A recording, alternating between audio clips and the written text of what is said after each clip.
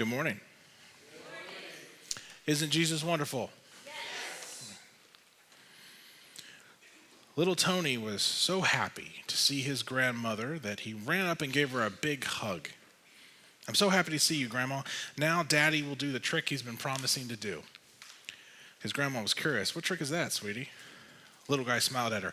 I heard Daddy tell Mommy that he would climb the walls next time you came to visit.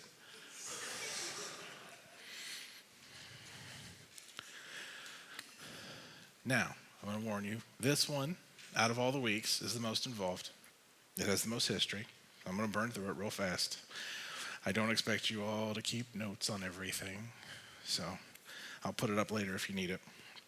So last week we discussed the second and third ages of the church, their alignment to the 7 letters, and it brings us to an interesting turning point. If you remember, I showed you how the structure of the letters changed in a subtle but meaningful way at this point in the set. So to get there, let's read this letter this week. It's also the longer of the letters. Thyatira, Revelation 2, starting in verse 18. And unto the angel of the church of Thyatira write, these things, says the Son of God, who hath eyes like flame of fire, and his feet are like fine brass. I know your works, your charity, your service, your faith, your patience, and your works. He lists them twice. The last to be more than the first. Notwithstanding, I have a few things against you, because you suffer that woman Jezebel, calls herself a prophetess, to teach and seduce my servants to commit fornication, to eat things sacrificed unto idols. And I gave her space to repent, and she repented not. Behold, I will cast her into the bed, and them that commit adultery with her into great tribulation, unless they repent of their deeds. And I will kill her children with death, that all the church shall know that I am he who searches the reins and the hearts, and I will give unto every one of you according to your works. But unto you I say, and the rest of Thyatira, as many as have not this doctrine, which have not known the depths of Satan, as they say, I will put upon you none of this burden. That which you have, hold fast till I come. He that overcomes and keeps my words until the end, to him I give power over nations. And he shall rule them with a rod of iron, as the vessel of the potter, they shall be broken to shivers, even as I received from my Father.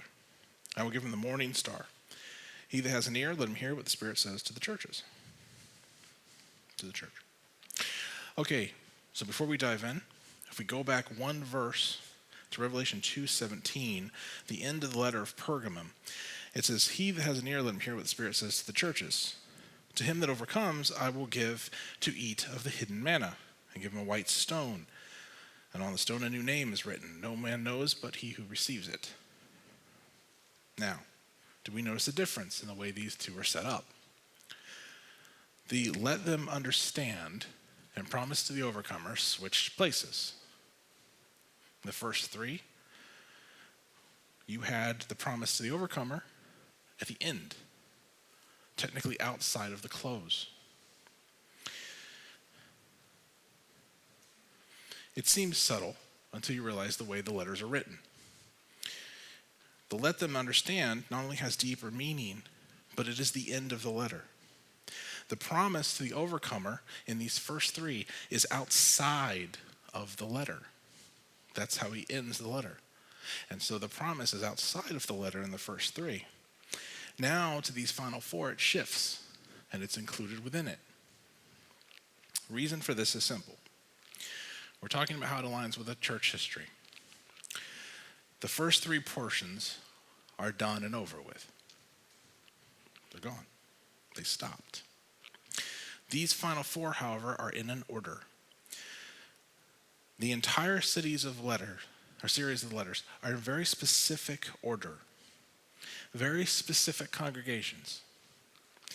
And only in this order, and only these, do this history of the church. They're not just continuing to show a progression of thought and doctrine.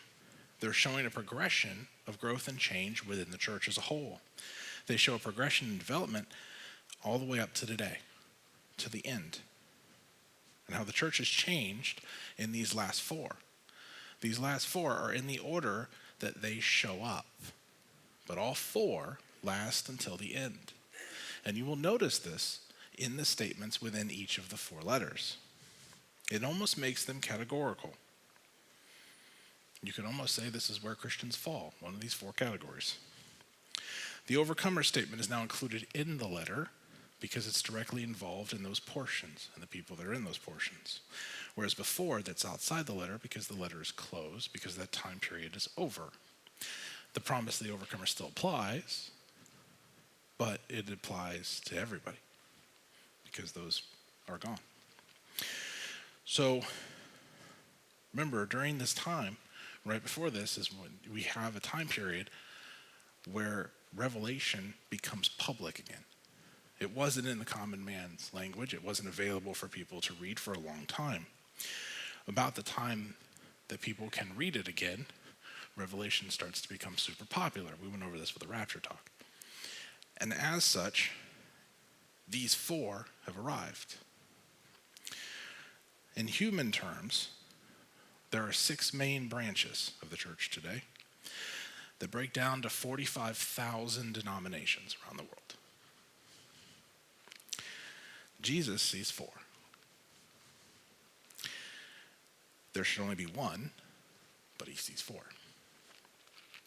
The promise is within the letter because it's involved in the letter. It's within the letter because the letter is still active, as are the people in it. They still exist, and so it's still part of what it's talking about. The previous 3 are no longer groups. So the promise is external because it applies to those who read it, but not the people in the group.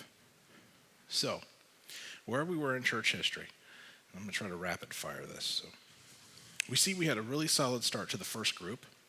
They got sidetracked as they grew, and they began to lose sight of what they were living for and why they were living for it. They were so busy about the business of the Lord that they forgot the Lord. They lost their first love. As they grew and time goes on, persecution sets in. And so this drifting that was occurring is automatically corrupted by the persecution. The persecution causes them to dig in, to trust the Lord. It separates those who are claiming from those who are legitimate. You have to focus on his strength, his power, and they excel in this time. They continue to grow more and more as time goes on. And notice in that second letter, Jesus has nothing bad to say about them because they are truly dedicated. Then it resets their line of thinking. But then you have to live what you claim. When you're persecuted, you have to live it because it's all you've got. Or you have to walk away. So the church in the second letter is the church. They're handling these persecutions. Many people saw the dedication to the faith in a way that they didn't see with anyone else ever. And this caused people to join them. More converts than ever during persecution, making them very popular, until eventually they're the majority. Now when this happens, you get to the third category.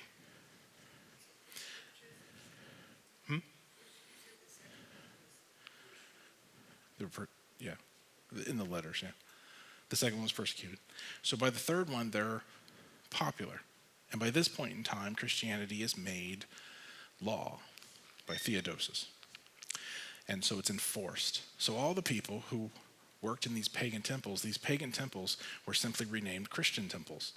And those Christian temples didn't lose their priest. They just got new name badges that said Christian priest. They did not change. So there was a compromise that took place because everybody then had to be Christian whether they were or not. So the church is suddenly automatically infiltrated by apostasy and paganism. You'd think this would be a good thing to have a sudden change like this, but because of what it involves, it creates a lot of compromise and really bad doctrine in the church. This led us to the fourth category, the papacy. After it had grown to this point, we get to the papacy being established. Pope, the word pope, means papa or father. Initially, it was applied to all the Western bishops, But around AD 500, the word was reserved for just the Roman bishop. So for 500 years, Roman bishops were not popes. The earlier bishops of Rome tried to influence and rule over all the other bishops. It didn't really work. Constantine regarded himself as the head of the church, like we talked about. He was the one that called and presided over the famous Council of Nicaea in AD 325. During this, the bishops of Antioch and Alexandria were given full authority over their districts. There was never any indication of being subject to Rome. By the end of the 4th century, the churches and the bishops had become dominated by 5 major centers, which we'll put up: Rome, Constantinople, Antioch, Jerusalem, and Alexandria. These were the 5 main heads of Christianity at the time. These bishops were all called patriarchs. Each were given equal authority over their own district. Then, after the division of the empire in 395, Antioch, Jerusalem, and Alexandria acknowledged the leadership of Constantinople. And this creates a power struggle between Constantinople and Rome, who thinks they should be in charge. Siricius was the bishop of Rome during this time, and he had a lust for worldly power. He claimed universal jurisdiction over the entire church. Unfortunately, this is during this time that the empire is divided into separate empires, east and west. There are various grasps for power until Leo I, whom some will regard as the first pope, depends on who you ask, to come to power. The East was full of controversy. The West had weak emperors and broke up thanks to barbarian attacks. Leo I obtained imperial recognition as his claim of primary of all bishops, called primate, of all bishops from Emperor Valentinian III in 445 BC, or AD. And in 452, he also persuades Attila the Hun to spare the city of Rome. In 455, he induced Genseric the Vandal to have mercy on the city. And between all of these events, showing his kind of popularity and ability to work with people, he declared himself, thanks to his reputation, the Lord of the whole church. That was his title. That should be a warning. Somebody says that, okay. So, while advocating for exclusive universal papacy, any resistance to his authority, he said, was a sure path to hell. And he advocated for the death penalty for this. However, the Ecumenical Council of Chalcedon in 451, which was composed of bishops from all over the world, had given the Patriarch of Constantinople equal power to Rome. Then, Simplicius, I love that name. I don't know, it's kind of a silly name. Simplicius. Sounds like an advertisement. It's Simplicius. It's infinitive and verb. He was a Roman pope when the Western Empire came to an end. So when they were then free of civil authority, the fragmented kingdoms of the barbarians left ample opportunity for individual alliances. And ironically, the pope there became the most commanding figure in the West. Gregory I is regarded by many of the others as the first pope. He appeared during a time of political anarchy, but his leadership over the various kings stabilized Europe. So he's a pope that had amazing authority over things, not just religious. He labored genuinely over the purification of the church. He deposed the unworthy bishops. He opposed the sale of offices known as simony.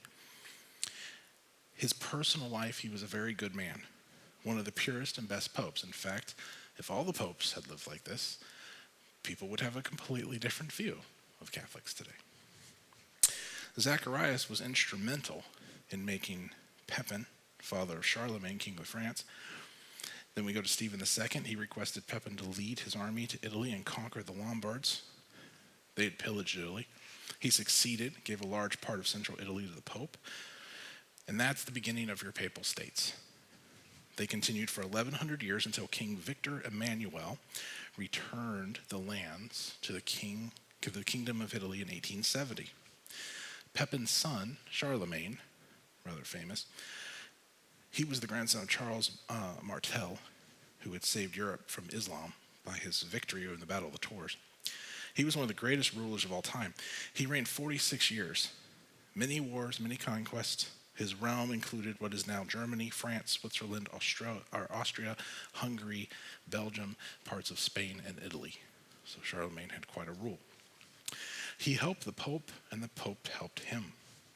He was one of the greatest influences in bringing the papacy to a position of world power. After Charlemagne's death, the Treaty of Verdun divided his empire into what becomes Germany, France, and Italy. And a ceaseless struggle between the popes and the German and French kings begins. This Holy Roman Empire lasted 1,000 years until Napoleon brings an end to it in 1806. That's kind of an overview. Backing up, Nicholas I, we go through all these popes. Nicholas I was the first to wear a crown. You can imagine a pope wearing a crown. Oh, you can, because you've seen it. But he's wearing a crown. It was about this time that a book appeared called the Isidorian Decretals, which was supposed to be letters and decrees of bishops and councils in the 2nd and 3rd century. They discovered that these are deliberate forgeries years later, but everybody was running the church off of this. They were designed to exalt the power of the Pope and stamped the papacy as being much older than it was.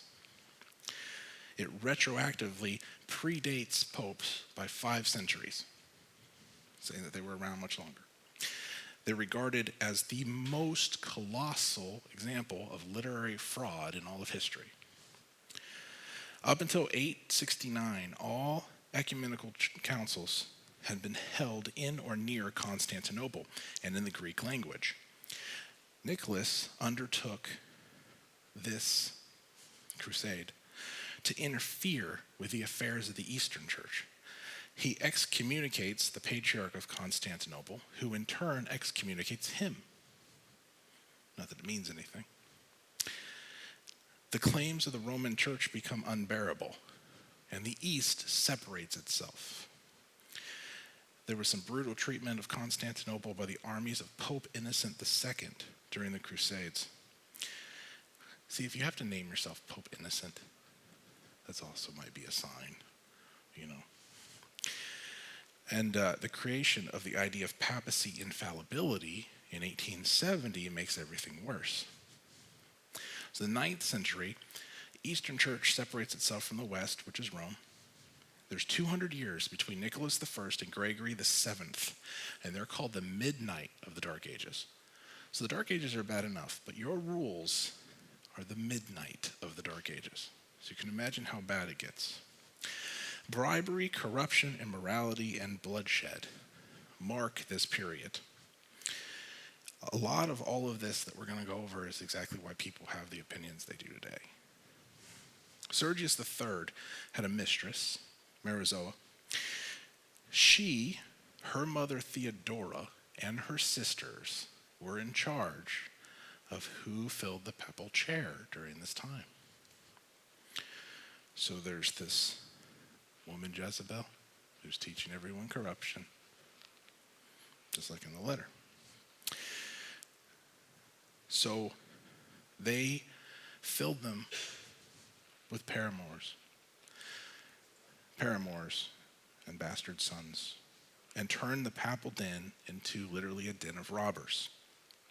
They call this period the rule of the harlots. John X was brought from Ravenna to Rome and made pope by Theodora for physical reasons. He ended up smothered to death by Marizoa, who then, in succession, raised to the Pope Leo VI, then Stephen VII. You know there were that many of me, did you? Stephen VII, John XI, and then her own illegitimate son. Another of her sons appointed 4 new bishops, Leo VII, Stephen VIII, Martin III, and Agapetus II. See, there they wanted an original name, because by the time you're getting to 8 and 9 of these people, we got to come up with something new. So, Agapetus, no one's thought of that one. All right. John the 12th a grandson of hers, was guilty of virtually every crime. He violated widows and virgins. He lived with his father's mistress. He made the palace a brothel. He was killed while in the act of adultery by the woman's husband. Benedict VIII and John the 19th brought the office of Pope. They bought it with open bribery. Benedict IX was made Pope as a boy of 12 years old through a money bargain. The powerful families that ruled Rome. He committed murders and adulteries in broad daylight, robbed pilgrims on graves of martyrs. He was a hideous criminal. The people drove him out of Rome. They were so sick of him. Some called him the worst of all popes. Then you get to a point where there's 3 rival popes all at the same time for 1 year. Benedict IX, Gregory VII, and Sylvester III. You know him. He's from the cartoons. He chased the mouse. Those 3 fought for a year over the papacy, and Rome was filled with assassins,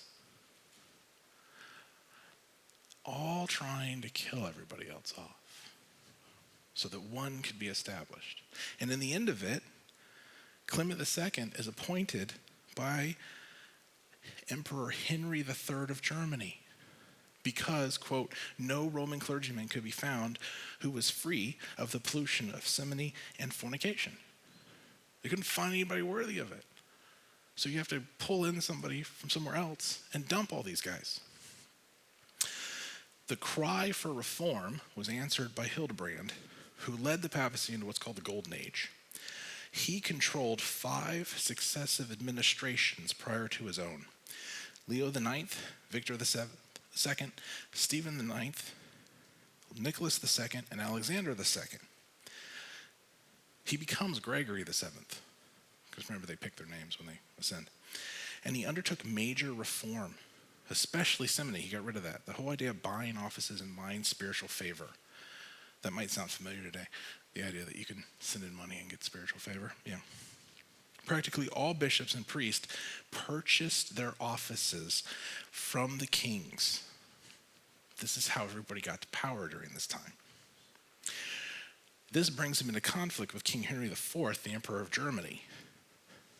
Then devastating wars follow this.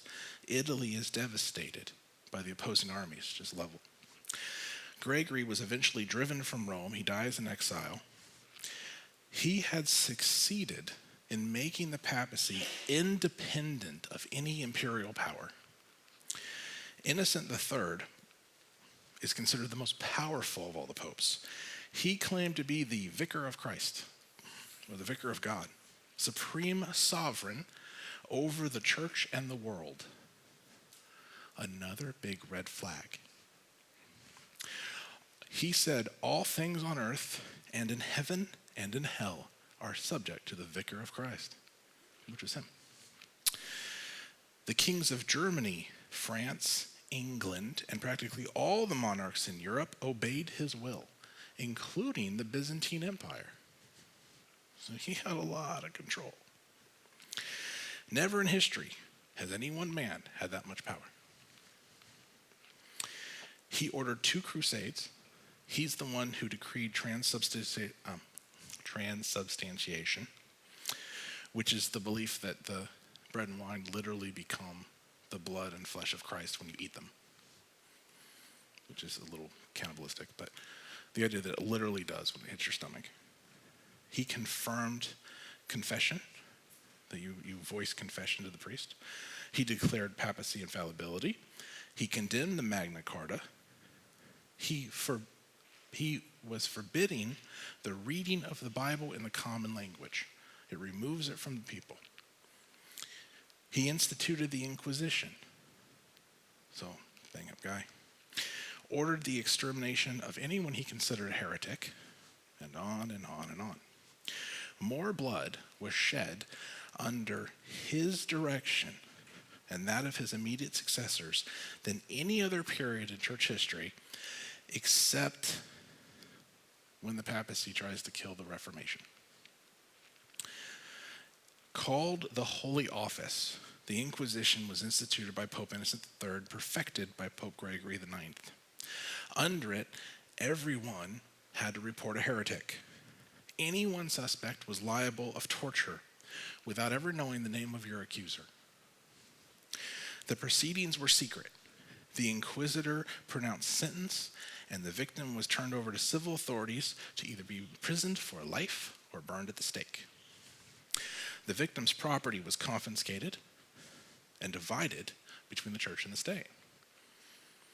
You never know who accused you. You don't even know what your crime is. It might not even be true. Doesn't matter. It's people fear today. The Inquisition claimed vast multitudes of victims in Spain, Italy, Germany, Netherlands, and did its most deadly work against the Albigenses, or the Cathari, in southern France. They're in northern Spain, they're in northern Italy.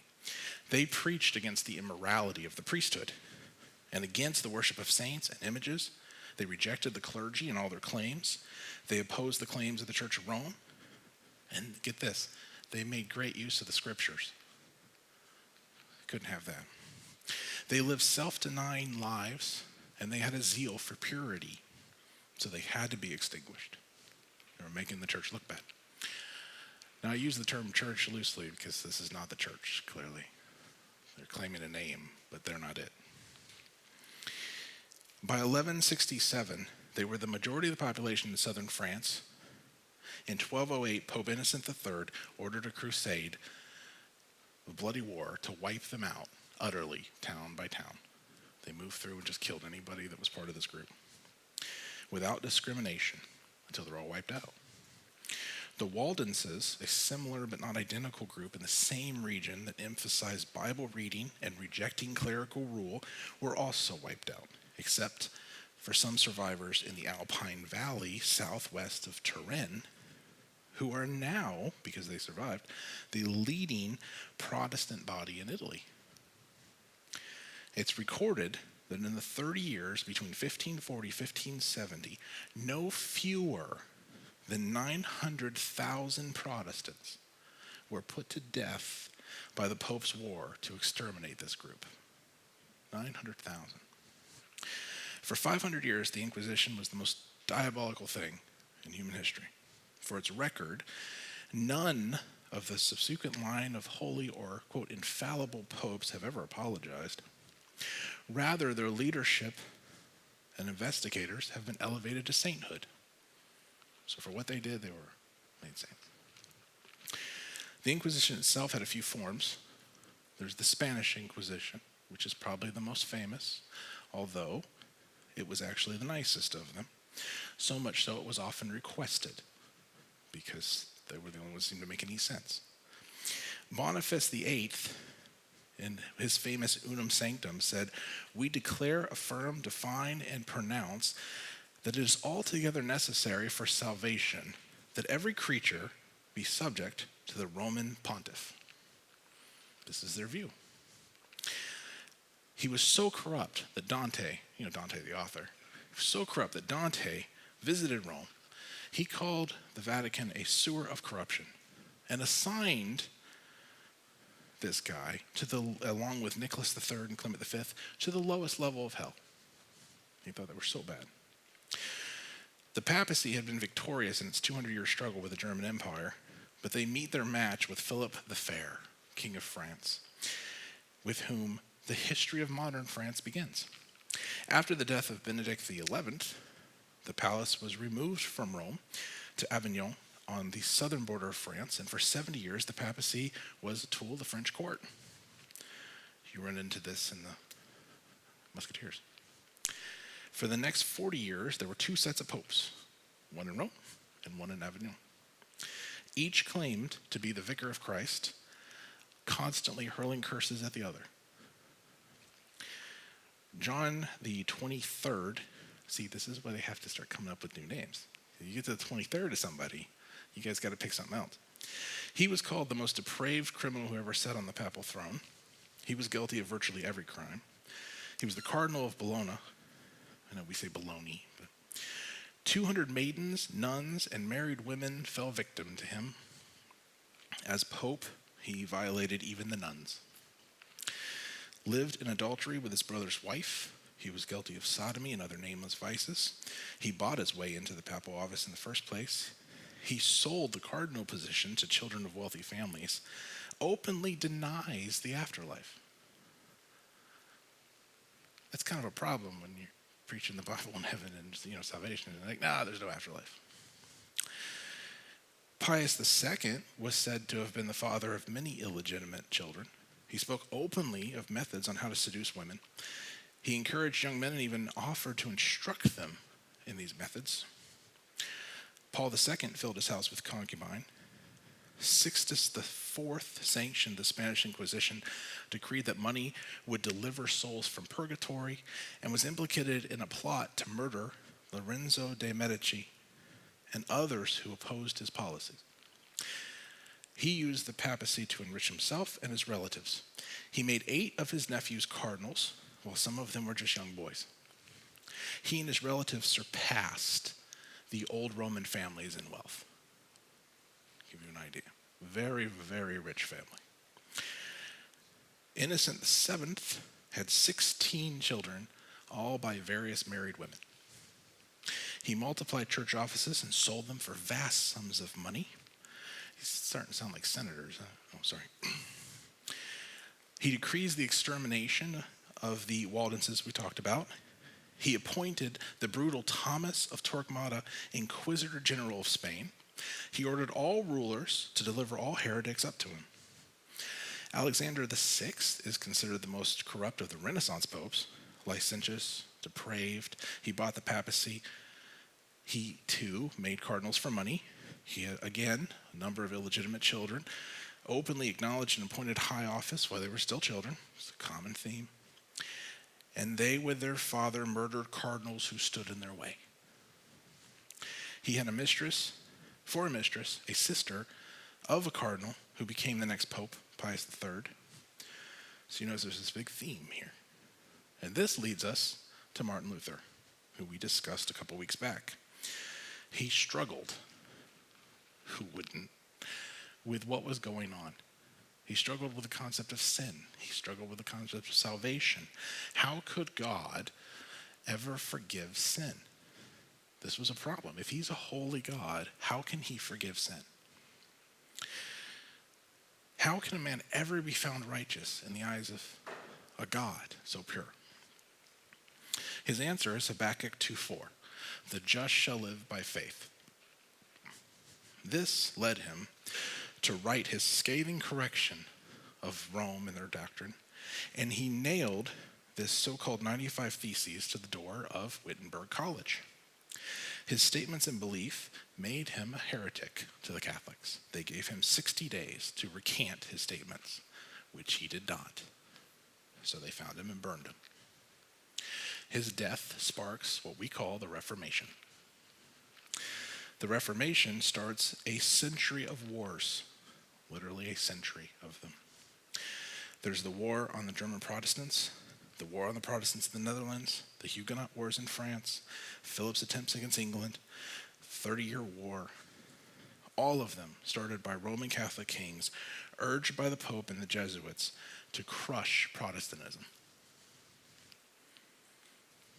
See, we've always been hated. The thousands killed by the Caesars of pagan Rome are dwarfed by this period where millions are killed by the Vatican. Julius II was known as the warrior pope. He was the richest of the cardinals with vast income from bishops and church estates. He bought the papacy. He attained a personal army and led them against Protestantism, issued indulgences for money. Leo X was pope when Luther started the Reformation. He was made an archbishop at 8, a cardinal at 13, and appointed to 27 different church offices before he was 13. He was very wealthy because of how the system worked. It was all about money. It was all about embezzlement. It was all about laundering. It was all about, sound real familiar. He maintained the most luxurious court in Europe. He appointed many cardinals as young as 7. Of course, they were friends with him. I mean, he's 13. They're hanging out with 7-year-olds. You know what? You'd be a good cardinal. Let's go play. He reaffirmed the unum sanctum, which declared that all creatures on earth are subject to the pontiff. He issued indulgences for set fees. He again declared the burning of heretics.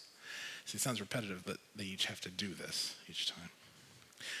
Paul III had many illegitimate children. He was a determined enemy of the Protestants.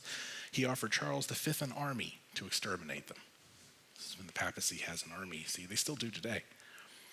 Rome's answer to Lutheran secession from Catholics is an inquisition under the leadership of the Jesuits, an order founded by Ignatius Loyola, a Spaniard, on the principle of absolute and unconditional obedience to the Pope.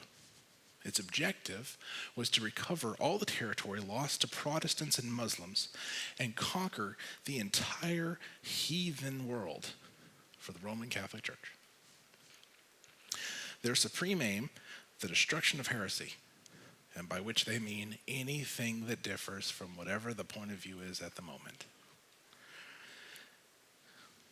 For this made everything justifiable in their minds. To achieve this goal, deception, immorality, vice, murder, you name it, didn't matter.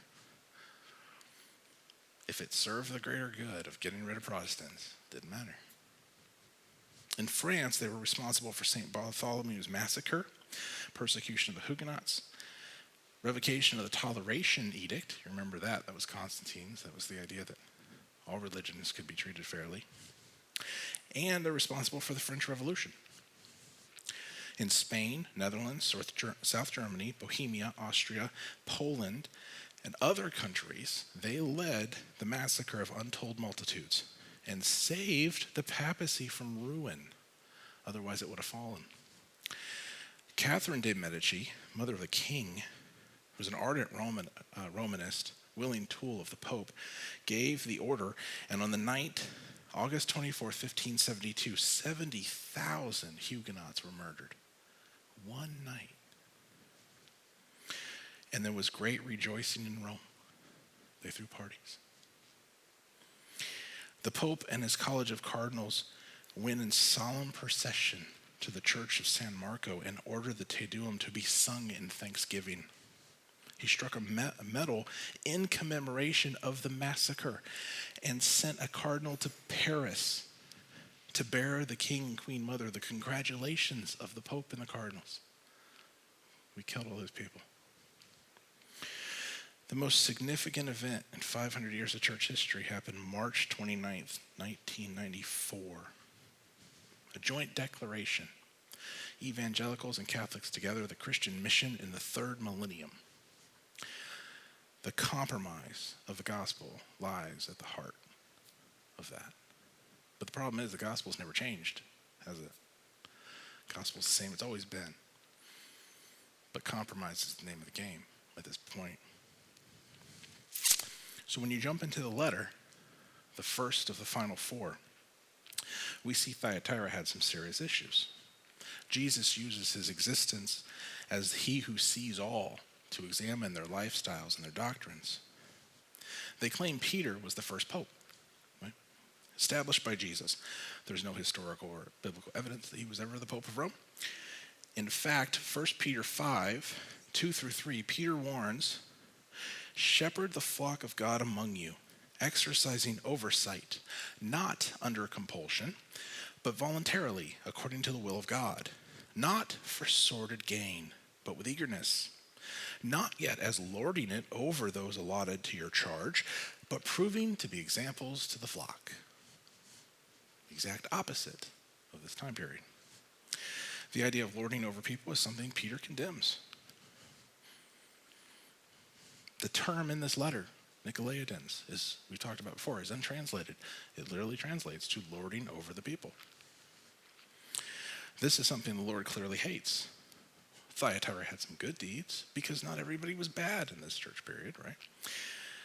And not everybody's bad in every congregation. But their latter deeds better than their first. What's interesting, the latter deeds of this time period were the Reformation. They allowed for immorality, and they tolerated a woman who taught it, who funded it, who put people in power, who did this exact thing. They allowed for all sorts of sins. Jesus warns them to hold fast to the little strength they do have. The few that are actually saved in the group. Hold fast. Because if you have everyone in the pulpits teaching this way, how do people get saved? When you have people that deny it, you have people that say you have to give all your stuff to the church first, you have to buy your way in. That's not the gospel. That's a compromise of the gospel. But some did. They knew it was wrong. The Holy Spirit convicted them, led them to seek the truth. The Reformation steers everyone away. It starts a branch. You have this group, the Reformation starts a branch. Out of there another branch, and out of there another branch. And you end up with 4 that all run to the end. Jesus tells them the overcomer will be given power over nations because it's what the medieval church was all about. You want power over nations? Follow me. Don't try to do it yourself because you can't. That's not your job, and that'll just lead you down this road. The only way, true way to have any power is through Jesus because he's the only one that gives it. If we use our own methods for anything, we're going to end up corrupt because that's human nature. He states they knew the depths of the things of Satan. That's a scary concept if you think about it. I mean, the things of Satan, but they know the depths of them. They've seen levels of sin people probably will never know about. The merger that occurs here with the cults of Babylon, where you take the name of the high priest of that system, their rites, their ceremonies, the vestments, the idol worship, and you slather a Christian name on them and call it Christianity. That's what happened. This idol worship of people and things over the Creator that made those people and things. The replacement of the work of Jesus for salvation. This is the truth of the letter. When you line them up, you realize that also they had a lot of this going on in the congregation for Jesus to write about it and assign it this way. This is what he was aiming at. Their desire to be more in the human world, to elevate themselves, get more power and control in the human world than what we were called to be, because we're not called to do that. Their desire for control, power, wealth, corrupted everything they did. They towed no line. They held no standard. Not for Christianity.